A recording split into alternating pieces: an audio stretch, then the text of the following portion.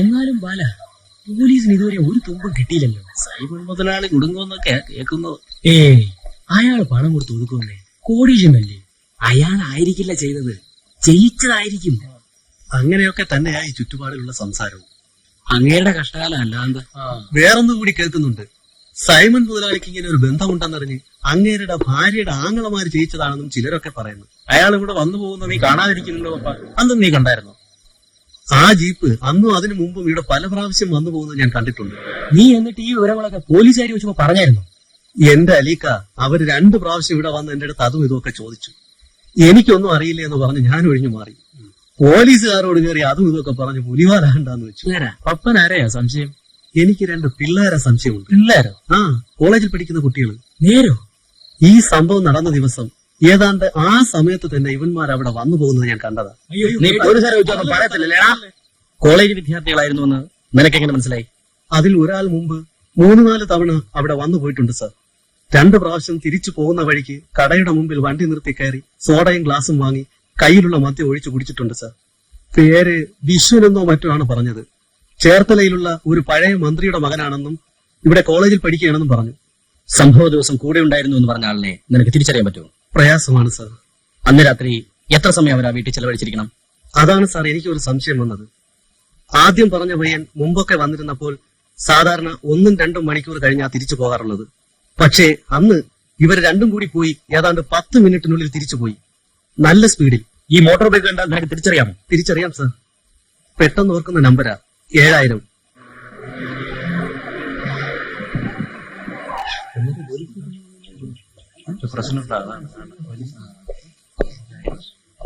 എന്താ സാർ സംഭവം?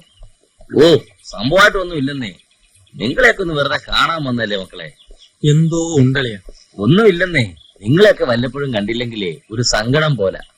അത് ശരിയാ, പോലീസുകാരൻ മനുഷ്യല്ലടോ. കാക്കിക്കുള്ളിൽ ഒരു ഹൃദയമുണ്ട്. സാഹിത്യകാരനാണല്ലേ?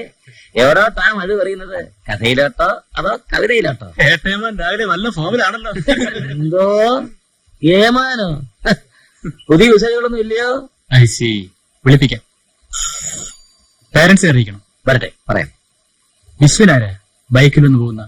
ബൈക്കുള്ള വിശ്വൻ സെക്കൻഡ് ഇയർ ആണ് സാർ. പേര് വിശ്വനാഥൻ. അയാളുടെ കൂടെ പതിവായി ബൈക്കിൽ കയറി പോകുന്ന സ്റ്റുഡന്റ് ആരെങ്കിലും ഉണ്ടോ?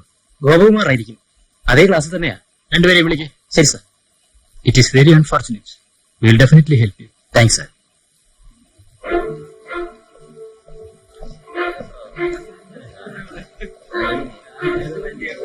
പോലീസ് പ്രിൻസിപ്പളാ വിളിച്ചത്.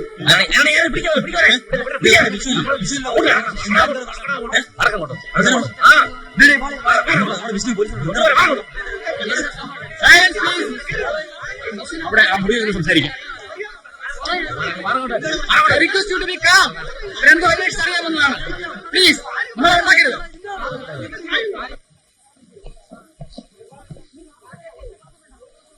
ശനിയാഴ്ച രാത്രി നിങ്ങൾ തത്തക്കുടി ലൈനിലുള്ള കുമുദത്തിന്റെ വീട്ടിൽ പോയിരുന്നു അല്ലേ? ഇല്ല, എങ്ങും പോയിട്ടില്ല സാർ. 2 പേരും കൂടി ബൈക്കിൽ കയറി ചെത്തി അങ്ങോട്ടും ഇങ്ങോട്ടും പോയത് കണ്ടവരുണ്ടല്ലോ.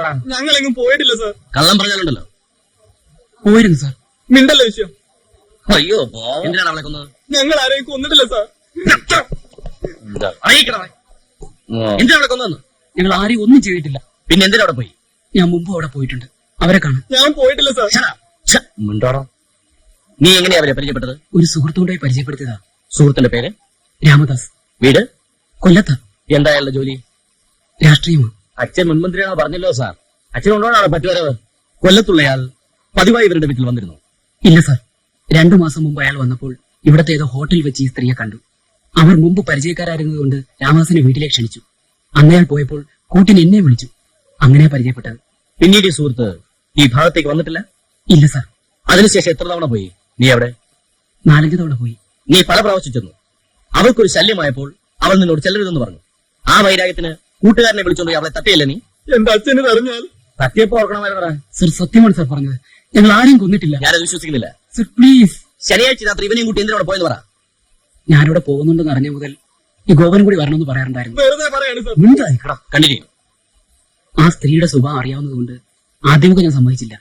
കഴിഞ്ഞ ശനിയാഴ്ച ഈവനിങ്ങിൽ ഞങ്ങൾ ഒരുമിച്ച് കുടിച്ചായിരുന്നു. അപ്പോഴത്തെ ഒരു ധൈര്യത്തിന് ഇവനെ കൂടെ കൊണ്ടുപോയതാ. അവിടെ എന്താണ് സംഭവിച്ചത്? ഒരു 8:45 മണിക്കാണെന്ന് തോന്നുന്നു. ഞങ്ങൾ അവിടെ ചെന്നത്.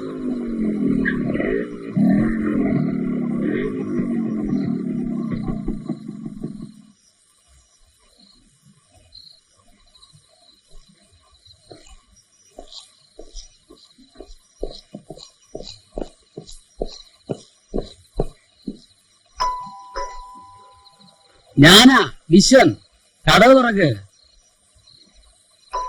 ഇല്ലെന്നാണല്ലോ അളിയ തോന്നുന്നത്. ഏയ് ഇല്ലാതിരിക്കത്തില്ല, ലൈറ്റ് കിടക്കുന്ന കണ്ടില്ലേ? ആ, കുമുദം ചേച്ചിയേ, കടവ് തുറക്ക്. ഞാനാ വിശ്വൻ. ഛേ, എന്താടാ തുറക്കാത്തത്? ആ, നമുക്കൊരു പാട്ട് പാടാം, അപ്പൊ തുറക്കും. ആ. എത്ര എത്ര കാലം അപ്പുറത്തു നിന്നും എത്തി നീ എപ്പോഴും ദുഃഖ സത്യമേ. ഒരായിരം ഇനാക്കളാൽ കുരുന്നുകൂടും മേഞ്ഞിടുന്നു മോഹം. ഒരായിരം എ- എന്തു പറ്റി? എത്ര നേരമായി ഞങ്ങൾ നിൽക്കുക? ഹ, അതെന്താ അങ്ങനെ? മുമ്പ് കണ്ടിട്ടില്ലാത്ത പോലെ. ചേച്ചി, ഇതെന്റെ ഫ്രണ്ട് ഗോവൻ. ഞങ്ങളെ നിരാശപ്പെടുത്തരുത് ചേച്ചി. അങ്ങനെയൊക്കെ പറയും, നീ വാട. ഹ, അങ്ങനൊക്കെ പറഞ്ഞാ ചിലപ്പോ കുറച്ച് കഴിഞ്ഞേ പോകും.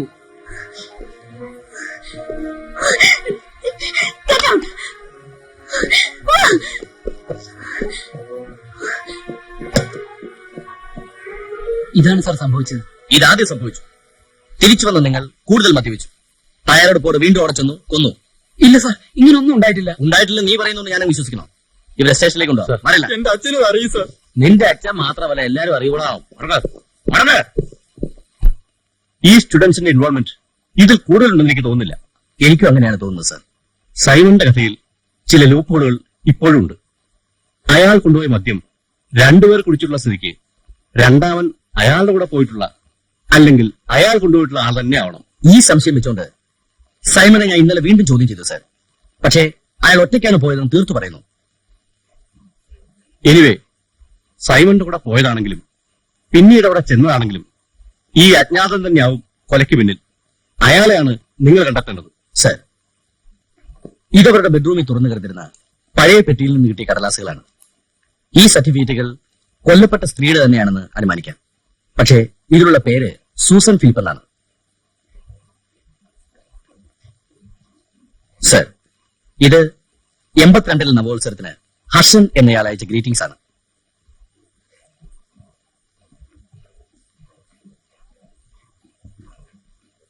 ഈ തൊഴിലിൽ ഏർപ്പെട്ടിരുന്ന സ്ത്രീകൾ സാധാരണ പേര് മാറ്റി പറയുമെന്ന് അറിയാമല്ലോ.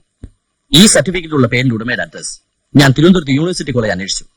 തിരുവനന്തപുരത്ത് തന്നെയുള്ള അഡ്രസ്സാണ് അവർ തന്നത്. നാളെ ഞാൻ അങ്ങോട്ട് പോകുന്നു. ഓൺ ദ വേ കായംകുളത്ത് ഒരു കാര്യം അന്വേഷിക്കാനുണ്ട്. ഇത് കായംകുളത്തുള്ള സെന്റ് ആന്റണി സ്കൂളിന് സൂസൻ ഫിലിപ്പ് 3 തവണയായി പണം കൊടുത്തതിന്റെ റെസിപ്റ്റുകളാണ്.